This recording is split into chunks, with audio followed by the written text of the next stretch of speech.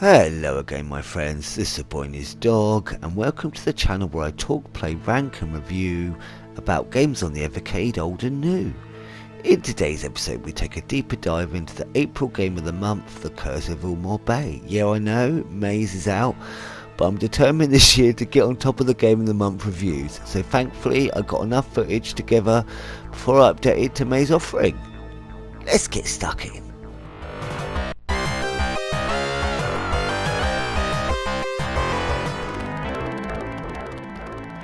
The Curse of Illmoore Bay is a Halloween-themed platform adventure game developed by Second Dimensions and originally released in 2020. You have the choice of 3 characters, which is nice.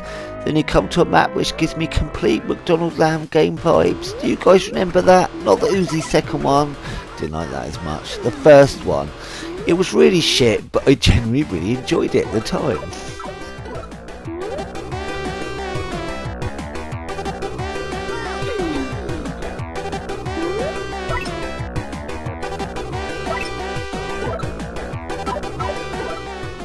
The main objective of the game is to make your way around the map, which is split into zones all comprising of 3 stages of boss secrets and addictive challenges. To finish this level you need to find its red key, and nearly always at the far left will be a red keyhole. This starts simple but the stages quickly get more tricksy and thought is needed. There are many spooky themed enemies, which is cool, but you aren't completely defenseless. You can hit them with a close quarter physical attack, and it is quite close. You also have a shot move, which obviously you can use from a bit further away, but that does come with a downside which we'll get into soon.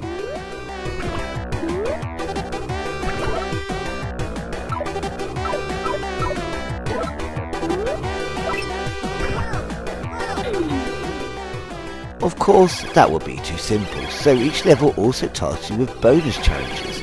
To grab a special colour key, grab every single candy, kill every enemy, and not get hurt once. You soon learn it's not quite so straightforward. Honestly, best advice is to begin with just pushing on through past the first few bosses. Once they are defeated, you will gain new abilities like flying and a forward rush move. These, like your shot move, and later on an awesome Dracula attack, can be swapped between at any time with the select button, which brings up a menu you can cycle through.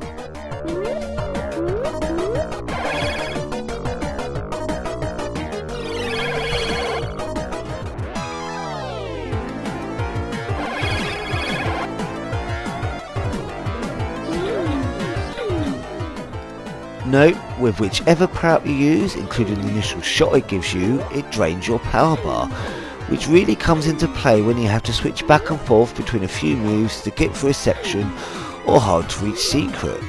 I would also say where possible, learn to time your physical attacks to kill most enemies. You don't want to be wasting all that precious power bar on shot.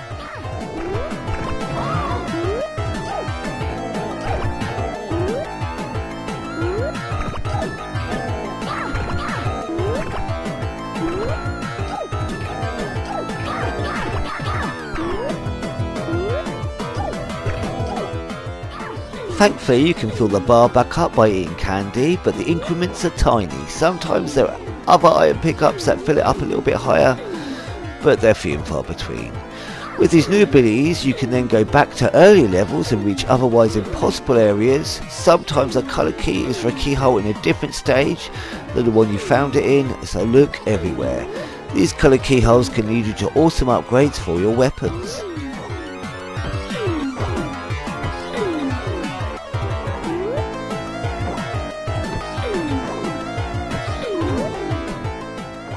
This game isn't easy, but like most games, the more you play and redo levels, the more you learn them, and they become less of a problem. Indeed, the new abilities you gain with defeated bosses really make the earlier stages simple when having to go back. And remember, when trying to complete the bonus level and zone challenges, you don't have to do them all at once. Getting the bonus key, finding secret routes can be a different, more fiddly run than collecting the candy, or if you just want to make it to the end of the stage unharmed.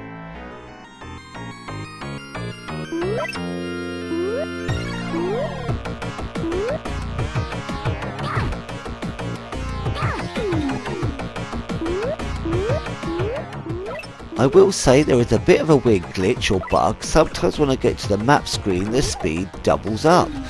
which was fine for traversing because the regular speed is painfully slow if I'm honest.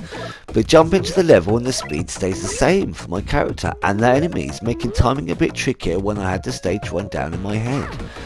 But I just found hanging around at the start of the stage or staying on the map for a bit of time and the speed went back down. Strange bug, but not game breaking in the least and easily avoided.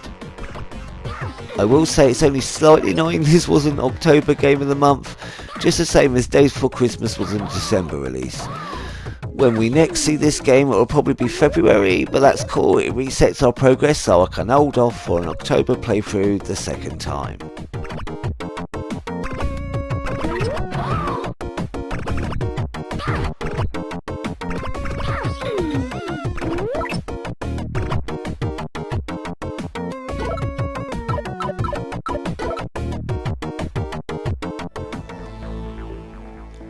Overall I really enjoyed this game, with the only issue being the speed up, but again it passes quick enough if you hang.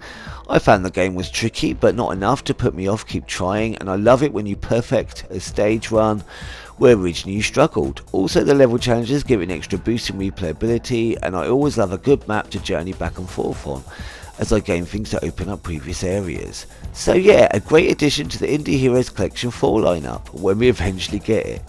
I'll try and get the May's Game of the Month review out before the end of May. And if you made it here to the end of the episode, thanks ever so much for joining me. Leave a thumbs up or comment if you'd like. Either way, I've just chuffed your picture head in for a goosey gander. As always, I hope you're having the most awesomest of days, my friends. And until next time, be seeing you.